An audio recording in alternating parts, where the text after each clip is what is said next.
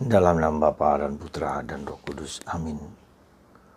Allah Bapa yang penuh kasih, kami bersyukur dan berterima kasih bahwa Yesus Putramu menanggung beban dosa kami, beban sakit, penderitaan, salib hidup kami.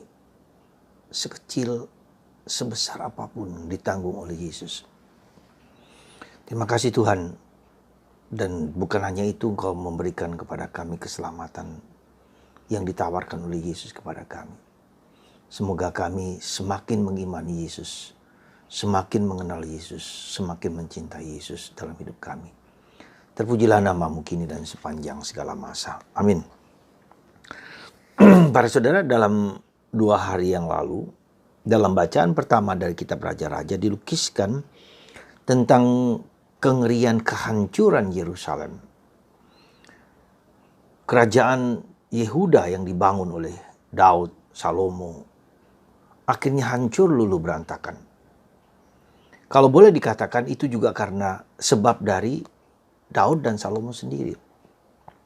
Ya, karena dosa-dosa mereka yang berakibat pada pada kerajaan kemudian. Kita ingat bahwa Daud dikejar-kejar, bahkan diperangi oleh anaknya sendiri.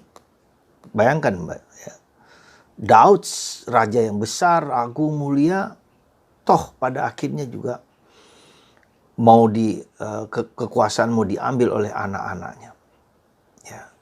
Demikian juga Salomo dengan ratusan istri dan gundik-gundiknya, sehingga ia bersekutu dengan Baal-Baal lain, dewa-dewa lain di sekitarnya. Dan itu akhirnya mempunyai akibat kepada kerajaan kemudian. Lalu kerajaan Daud kemudian pecah dari Yehuda dan Samaria. Lalu mereka kemudian menyembah dewa-dewa sekitar mereka. Di sanalah mulai dari kehancuran 2 kerajaan ini. Dan mereka dibuang ke Babilonia, ke Kasdim, ke negara-negara Asyur, bahkan sangat mengerikan. Ya. Bait Allah dihancurkan, dibakar, rumah-rumah dibakar, orang-orang diasingkan, dibuang. Bahkan Sedekia, anak-anaknya dibunuh di matanya sendiri, Raja Sedekia, di depan matanya. Dan Raja Sedekia dibutakan matanya, diarak di muka umum, dipermalukan, diperkosa, dihina. Nah, bacaan pertama hari ini dari kitab Ratapan sangat bagus melukiskan situasi yang demikian. Dilukiskan bahwa itu semua karena dosa mereka, kejahatan mereka yang berpaling dari Allah. Itulah akibat dari dosa, akibat menjauh dari Tuhan dan bersekutu dengan kekuasaan-kekuasaan lain. Dari kitab Ratapan dikatakan demikian, tanpa belas kasihan Tuhan memusnahkan segala ladang Yakub. Dihancur luluhkan, dirantakan, tak ada nabi, tak ada pemimpin, tak ada hakim, dibiarkan seperti sengsara, seperti padang gurun. Mereka menabur abu di atas kepala dan mengenakan kain kabung. Ya. Karena luas bagaikan lautlah reruntuhanmu, siapa yang akan memulihkan dikau? Ya. Mereka juga dibuang ke pembuangan, dan meskipun nanti dibuang ke pembuangan, ternyata di dalam pembuangan pun kitab suci ditulis, ya. Dalam semangat pencarian diri, semangat kehendak Allah mereka, menurut cerita, menurut kisah bahwa beberapa kitab suci ditulis ketika mereka dalam pembuangan. Curahkanlah isi hatimu bagaikan air di hadapan Tuhan. Ya, jadi mereka diminta mengeluh, meratap. Ya, demikianlah bangsa Israel. Demikianlah orang yang jatuh dalam dosa. Demikianlah kejahatan orang yang bersekutu dengan kekuatan lain. Jadi kita sungguh harus hati-hati dengan godaan-godaan di sekitar kita yang mungkin mempengaruhi pikiran kita untuk menjauh dari Tuhan, menjauh dari Allah, dan melakukan perbuatan-perbuatan yang menentang Allah sendiri. Saudaraku terkasih, dan itulah salah satu dari dosa kesombongan, keangkuhan manusia yang bersandar kepada dirinya sendiri. Dan kalau boleh kita katakan, di zaman ini itu juga sangat kuat yang disebut dengan absolutisme, relativisme. Jadi relatif itu tergantung dari saya. Kebenaran itu tergantung dari saya. Saya punya kebenaran, kamu punya kebenaran. Semua orang sesuai dengan apa yang dia anggap benar. Orang bersandar kepada kekuatan sendiri, kehebatan sendiri. Bahkan di tempat lain di daerah Eropa, orang mulai tidak percaya kepada Tuhan. Dan bukan hanya di Eropa, di Indonesia juga sudah mulai orang gak percaya. Ya, dia percaya pada kekuatan, kehebatan dia sendiri. Nah, maka dengan COVID ini mungkin suatu peringatan juga bagi kita. Apa yang mau kita sandarkan dalam hidup kita? Ya, kekayaan, harta diri kita sendiri habis. Nah, disitulah kita lihat apa yang sebetulnya yang mau disampaikan. Salah satu pesan disampaikan kepada kita lewat COVID ini adalah kerendahan hati. Ya, kerapuhan, keberdosaan, ketidakberdayaan. Ya, apa yang bisa kita lakukan di saat seperti ini? Orang takut, gelisah. Dengan orang tanpa gejala, tiba-tiba siapapun terkena. Kita mau apa ya? Sesuatu musuh yang tak kelihatan dari mata kita. Saudaraku yang terkasih dalam Kristus, ini mungkin suatu peringatan yang sangat berharga bagi kita. Supaya kita menyadari kerapuhan kita, ketidakberdayaan kita, keberdosaan kita. Yang harus kita sadari sebagai bagian dari kesadaran kita akan dosa. Karena tiga hal penting yang harus kita sadari dalam proses pertobatan, yaitu bahwa Tuhan itu adalah Tuhan yang setia. Ya, Tuhan yang tetap mencintai kita, apapun juga mungkin kesalahan dan dosa kita. Ya. Itulah Tuhan kita, Tuhan yang tidak balas dendam, Tuhan yang membawa kita untuk mengerti dan memahami siapakah Tuhan itu, seperti diuraikan, diberitahu oleh Yesus ketika dengan perumpamaan anak yang hilang itu. Itulah Tuhan kita, Bapa kita. Tetapi yang kedua, unsur kedua adalah keberdosaan kita. Ketika mungkin COVID ini bisa membuat orang berdosa, tapi bisa juga membuat orang menjadi keras kepala. Bisa juga demikian. Bukan lagi pelajaran yang berharga, tetapi menjadi sesuatu yang udahlah, biasalah, semua orang seperti itu. Ya.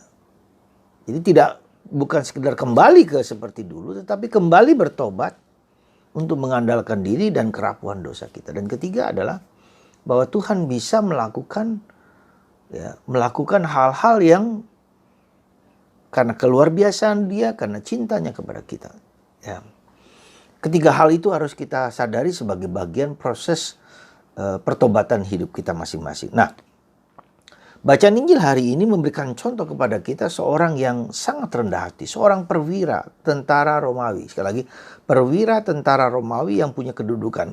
Perwira itu boleh dikatakan orang yang punya posisi yang penting, yang mempunyai anak buah yang cukup besar.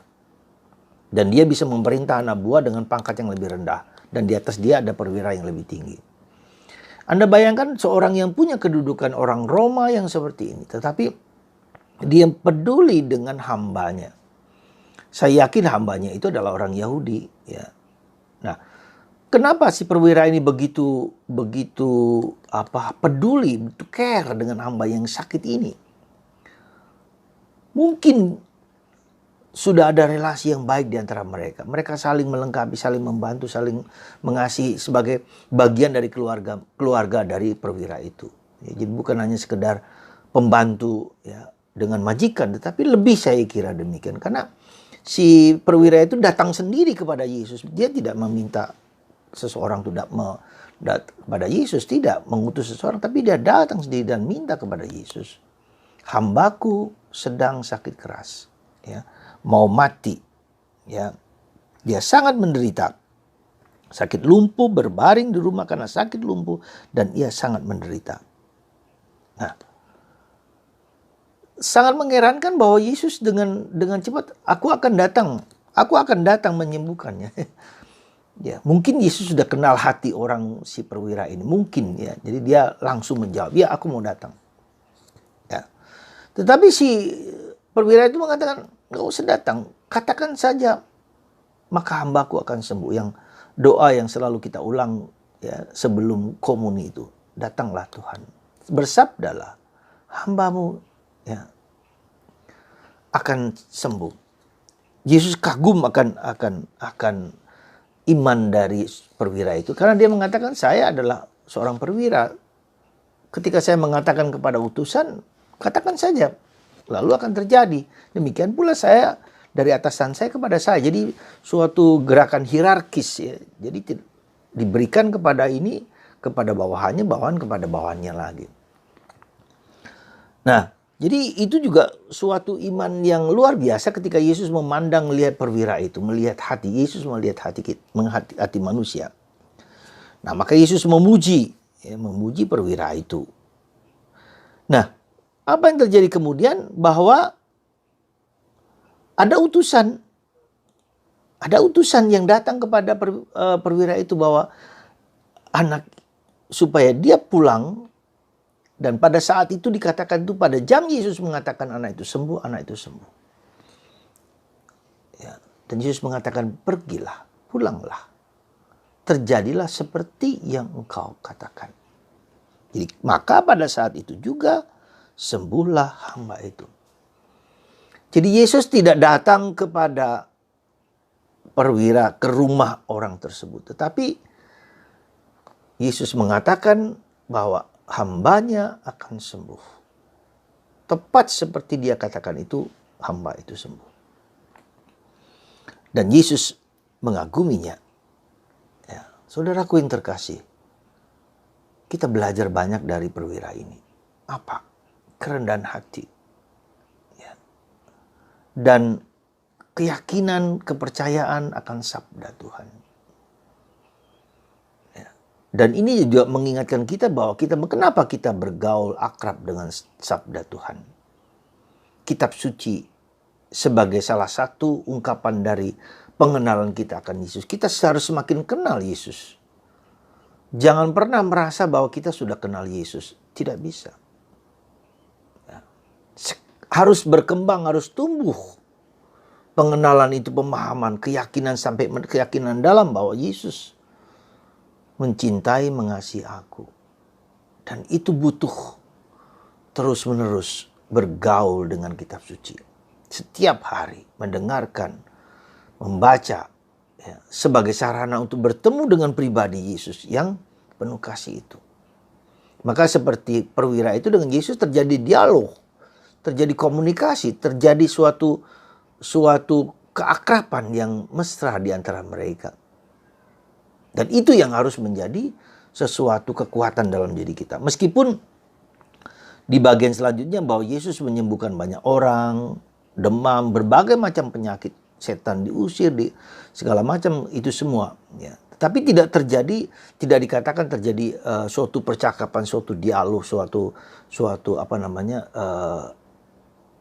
percakapan yang akrab, yang mesra, ya, di mana Yesus mengatakan sesuatu. Ya, mungkin juga harus begitu ketika Yesus menyembuhkan orang, ketika Yesus mengusir setan dengan segala macam sakitan itu. Ya. Nah, saudaraku yang terkasih dalam Kristus, dan itulah yang dikatakan oleh Nabi bahwa dialah yang memikul kelemahan kita dan menanggung penyakit kita, dari kitab Nabi Yesaya. Saudaraku yang terkasih dalam Kristus. Jadi jangan sampai ada malapetaka dalam hidup kita, ataupun anggota keluarga kita, ataupun keturunan kita, siapapun juga. Kalau kita dengan penuh kerendahan hati datang kepada Yesus, menjalin komunikasi, ketika kita terjadi keakraban, hubungan yang dekat dengan Yesus, dan saling mengerti, saling memahami, maka akan terjadi keselamatan, akan terjadi kesembuhan, akan terjadi kebahagiaan yang sesungguhnya. Maka saudaraku yang terkasih, mari kita bergaul dengan kitab suci. Ya, bergaul dengan kitab suci sebagai suatu makanan yang the best food yang harus kita jalankan. Tidak mudah, saya tahu. Kita seringkali berbagai macam alasan, takut atau cemas atau capek atau letih, lalu membosankan dan seterusnya. Agak dipaksa. Saya tahu agak dipaksa sedikit. supaya kita mengalami sendiri seperti itu. Ya. Saudaraku, mari kita mohon rahmat supaya kita mengalami perjumpaan, mengalami kedekatan dengan Tuhan Yesus lewat kitab suci.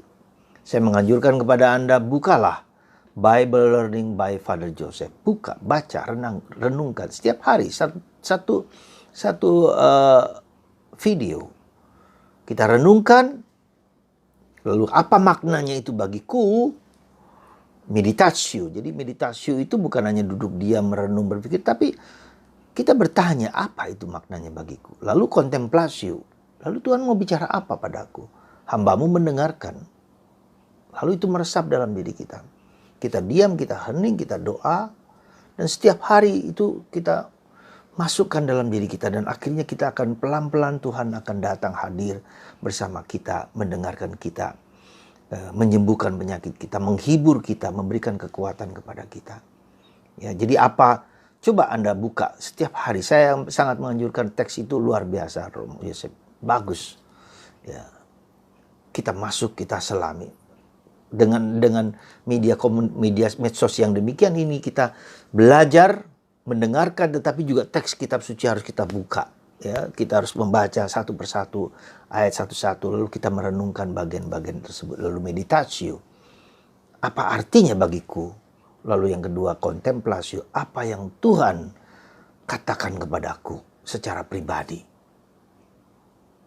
Dan kita ungkapkan doa-doa kita. Semoga kecintaan kita akan kitab suci, kecintaan kita akan Yesus membuat kita berani meluangkan waktu yang sebaik mungkin demi iman kita semua. Amin. Bapa di surga, terima kasih Engkau telah menunjukkan kepada kami kehancuran Yerusalem. Dan itu diratapi oleh umat Israel karena dosa. Bantu kami ya Bapa supaya kami mendengarkan Engkau dengan lebih baik lagi lewat kitab suci yang telah Kau berikan kepada kami. Sebagai makanan yang terbaik yang boleh kami nikmati. Terpujilah nama-Mu kini dan sepanjang masa dalam nama Bapa dan Putra dan Roh Kudus. Amin.